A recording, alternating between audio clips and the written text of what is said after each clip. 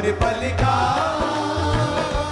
वही है खुदा, सांसों का वही अम्मा, बाहें जो फैलाए खड़ा, आजा तू क्यों दूर खड़ा, आजा तू क्यों दूर खड़ा। पाप बना तू रास बने, इफ्सी हुआ कि तू ना बने। पाप बना तू रास बने, इफ्सी हुआ कि तू ना बने। छेदा गया तू जीता रहे, आजा तू क्यों दूर खड़ा, आजा तू क्यों दूर खड़ा।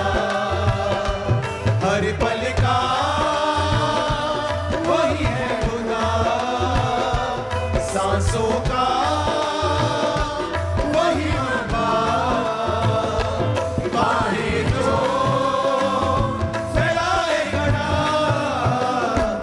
आजा तू क्यों दूर खड़ा, आजा तू क्यों दूर खड़ा। चितड़े उड़े कोड़ों से, बाल सजे कांटों से। चितड़े उड़े कोड़ों से, बाल सजे कांटों से। दाढ़ी नोची हाथों से, आजा तू क्यों दूर खड़ा, आजा तू क्यों दूर खड़ा। हर पल का वही है खुदा, सांसों का वही अम्मा, बाहें जो फैलाए खड़ा,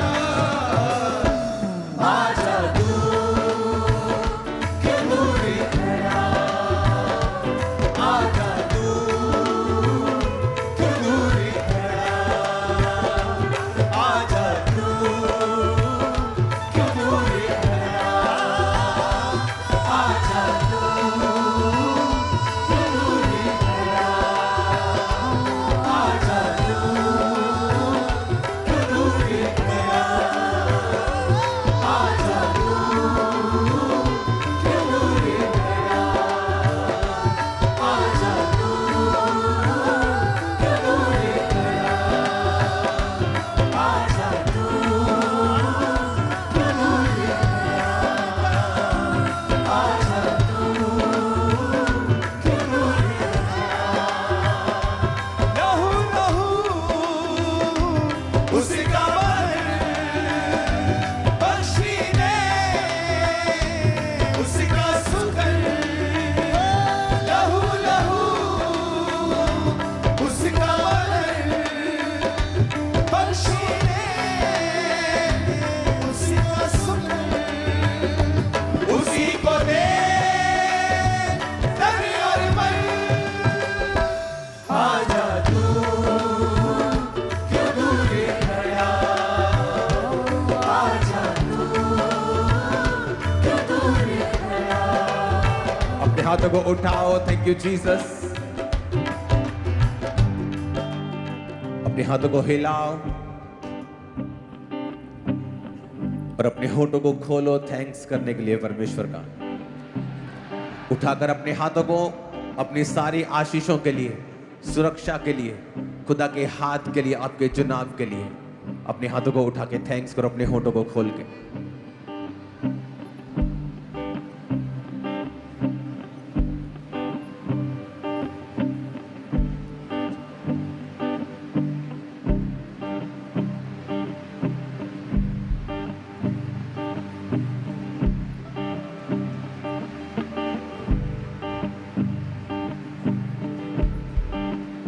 अपनी सारी आशीषों का नाम लो और परमेश्वर को अपने होठों से बोलकर बताओ उसने आपके लिए क्या किया है।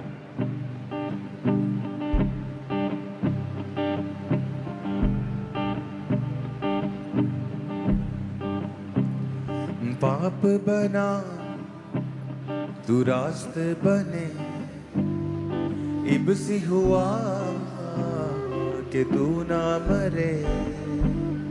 पाप बना तू रास्ते बने, इबसी हुआ कि तू ना मरे। छेदा गया तू जीता रहे, आजा तू क्यों दूर खड़ा, आजा तू क्यों दूर खड़ा। हर पल का वही है खुदा, सांसों का वही मंबा। बाहें जो फैलाए खड़ा, आजा तू क्यों दूर खड़ा। अपने हाथों को उठा के तौबा वाले मन को बनाओ। खुदा से कहो, मैं तौबा करता हूं परमेश्वर, तेरे करीब आने की इच्छा रखता हूं खुदा बाप। मेरी कमियों को दूर कर, कमजोरियों को दूर कर परमेश्वर, और मुझे अपने नजदीक लेके आने में मेरी मदद कर खुदाबंद। यीशु मसीह ने कहा, अगर तू मेरे नजदीक आएगा तो मैं भी तेरे नजदीक आऊंगा। अपने हाथों को उठा के खुदा से कहो, परमेश्वर मेरी सारी कमियों को दूर कर, मेरी स्पिरिचुअल आईज को ओपन कर खुदाबंद, मेरी कमियों को दूर करके मैं तेरे और नजदीक आ सकूं। उठाकर अपने हाथों को प्रार्थना कर। चितड़े उड़े घोड़ों से, बाल सजे कांटों से। चितड़े उड़े घोड़ों से, बाल सजे कांटों से। दाढ़ी नोची हाथों से, आजा तू क्यों दूर खड़ा, आजा तू क्यों दूर खड़ा। अपने हाथों को उठाओ। वचन में लिखा है कि उसकी दाढ़ी को नोचा गया, वो बेइज्जती उसने आपके लिए सही है। अपने हाथों को उठाओ और कहो, खुदा बाप, और जो लोग यीशु मसीह में नहीं हैं, जो लोग परमेश्वर में नहीं, पहली बार आए हैं या आप सुन रहे हैं पहली बार, आपकी जिंदगी की बेइज्जती को परमेश्वर पहले से उठा चुके हैं। इसीलिए जो कोई परमेश्वर में आता है वो इज्जत का जीवन जीता है, क्योंकि बाइबल कहती परमेश्वर ने हमारे लिए सारे मूल्यों को अदा किया है। उसने आदम को कभी भी बेइज्जती के लिए नहीं बनाया था। और जब आप यीशु मसीह को अपना उद्धारकर्ता मानते हैं, वो फिर से आपको इज्जत से भरा हुआ जीवन देता है। अपने हाथों को उठाओ, क्योंकि परमेश्वर ये प्राइस आपके लिए पे कर चुके हैं। और जितना आप परमेश्वर के नजदीक आते जाएंगे, बाइबल कहती है कि वो आपको इज्जत को उतना ही बढ़ाता जाएगा। अपने हाथों को उठाकर खुदा बाप से फिर से कहो, मैं तेरे नजदीक आना चाहता हूं। और खुदा बाप, लहू लहू उसका बदन बख्शी ने, उसका सुगंध। लहू लहू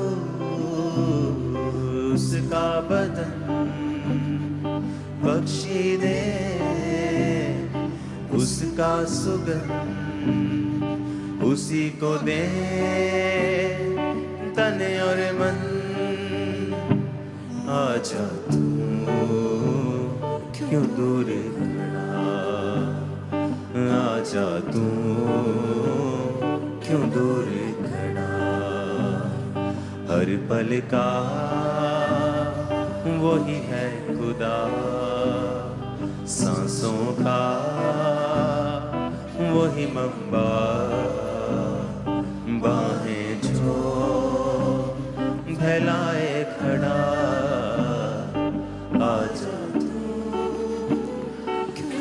अपने देश के लिए अपने हाथों को उठाओ।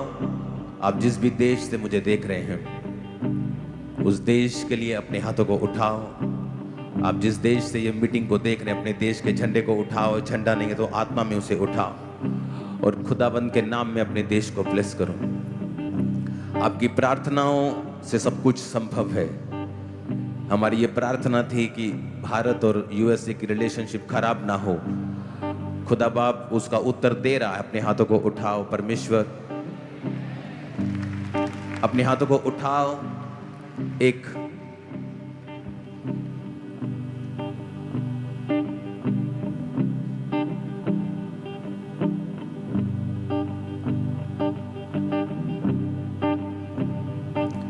यीशु मसीह ने कहा है कि तुम जगत की ज्योति हो।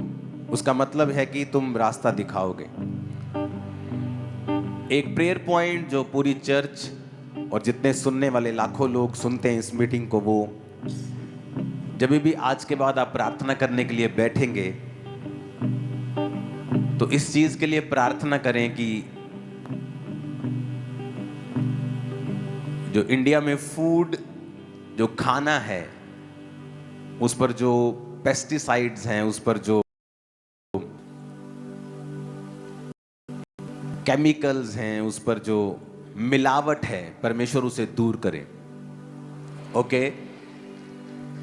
आगे होता था, पहले क्या होता था कि हाँ, किसी की पर्सनल कोई दुकान है छोटी सी, उसने दूध में डिटर्जेंट मिला दिया, कुछ ऐसी गड़बड़ कर दी।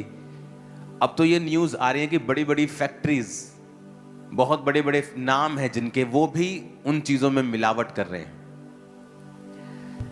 लेकिन मुझे नहीं मालूम कि इंडिया के लोग क्या, हम लोग क्या कर रहे हैं, हमारे पॉलिटिशियंस क्या कर रहे हैं, हम लोग क्या कर रहे हैं। कोई इस पर ध्यान नहीं है, कोई किसी का मन नहीं है। अगर आप न्यूजीलैंड में, मैं जब वहां रहा हूं 20 दिन, वहां 20 दिन बिताने के बाद आपकी बॉडी पे नजर आता है कि आप 20 दिन कहीं लगा के आए हो अच्छी जगह पे। इंडिया में क्या हो रहा है जी, फरवरी का महीना है जी, आधों को बुखार होगा चर्च में, आधों को खांसी होगी। क्या हो रहा है? मौसम चेंज हो रहा है। आप दुनिया में कहीं भी चले जाओ, मौसम चेंज होने से कोई भी बीमार नहीं होता, लेकिन इंडिया में लोग हो रहे हैं बीमार। एक्चुअली ये मौसम चेंज नहीं है, यहाँ की हवा, यहाँ का पानी, यहाँ का खाना, आपका दूध, आपकी सब्जियां, सारा कुछ केमिकल के नीचे है। तो अब यहां से छोड़ के तो जा नहीं सकते आप लोग। और हम अपने बच्चों को क्या दे के जा रहे हैं आने वाले समय में? बीमारियां, इन्फेक्शंस। तो जब भी आप प्रार्थना करने के लिए बैठें, इस चीज के लिए प्रार्थना करें कि लॉ बने, कानून बने, एक सिविक सेंस इंडियन लोगों में आए कि जितने भी पेस्टिसाइड्स हैं, जितने केमिकल्स हैं, टीके लग रहे हैं सब्जियों को, खानों को, फ्रूट्स को, परमेश्वर उन्हें बंद करे ताकि आपके बच्चे एक अच्छा जीवन जी सकें। और ये सीरियस प्रेयर है। नहीं तो हर 2-3 महीने में इन्फेक्शन, 2-3 महीनों में खांसी, जुकाम, बुखार, ये हम लोगों के लिए आम दिनचर्या बन गया है। और कोई भी इससे बच नहीं सकता, क्योंकि हम सब एक ही माहौल में रह रहे हैं। अगर आप अमेरिका में चले जाओ, जितना ऑटिज्म, क्योंकि हर चीज का रीजन है, कारण है, बिना कारण कुछ नहीं होता। आप अमेरिका में चले जाओ, आपको हर 7वां 8वां बच्चा मंदबुद्धि, ऑटिज्म का शिकार मिलता है आपको।